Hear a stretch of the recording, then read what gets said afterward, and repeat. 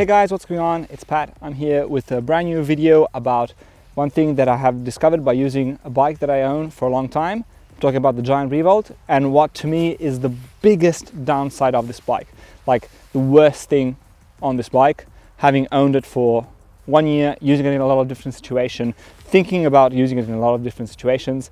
I'm going to explain to you why I believe there is one major flaw that really makes this bike a deal breaker if to get it or not. So what I'm looking for in a gravel bike, as let's call it a racing gravel bike or performance gravel bike, is yes, for it to be light and for it to be stiff, responsive. But what I'm also looking for is reliability. This bike is going to be seeing some places that are pretty rough on the bike itself, and it needs to be reliable. So it needs to, not break, but even if it breaks, it needs to be easily fixed.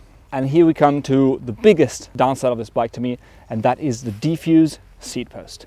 The defuse seat post is made by Giant in order for it to auto-align. So they want this seat post to always be aligned. It's shaped like a D, so it has an oval side and a flat side. And this is made so that it always aligns in its place.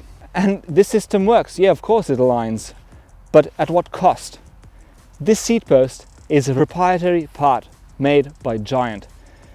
So if you take this bike out for a ride, maybe you're bikepacking, maybe you're leaving town, maybe you're going somewhere, and you take it in some really rough spots, or something happens, whatever happens, and your seat post breaks. It's a carbon seat post. It can break. What are you going to do once it is a proprietary part by Giant? How are you going to find a replacement for this part? Imagine if you were and I'm saying this, I'm fingers crossed this doesn't happen, but imagine you're in Thailand and your defused seat post breaks on your gravel bike because you took it on a challenging gravel ride, which is what it's meant to do.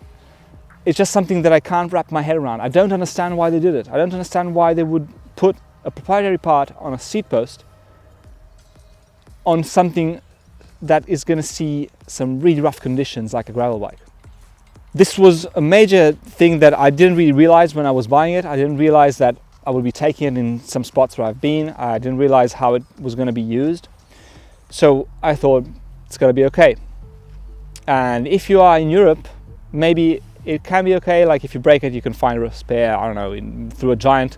Well, actually not really, because now everything is backed up, so you don't know if they might have the spares. So anyway, replacing this part, it's going to be hard. It's going to be difficult. Whereas what I would have done and I would have liked to see is a standard 27.2 seat post. Just a standard issue seat post, normal, no crazy shapes, no proprietary parts. Even just losing the bolt to close this is going to be a nightmare to replace. How are you going to replace this part? If you're traveling or if you're going anywhere, or if you break the bolt on this bike, it's not going to be easy to replace. Whereas if it had a 27.2 seat post, it would be a no-brainer. Just a standard 27.2 seat post with a round collar to close it that you can find anywhere in the world. Anywhere you go, any bike shop will have it. So even if you're just out for your normal ride, you break the seat post, you just need to get to a normal, any day, like even just a commuter bike shop, and they will have that part. That's the thing.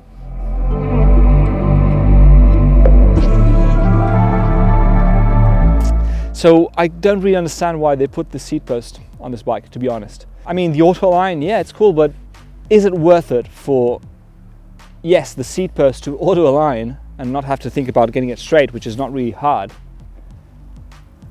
And the trade-off is if you break the seat post or if anything happens, it's going to be a nightmare to replace it. And I don't think that's a good trade-off. I think bikes should be fun, easy to maintain, easy to repair.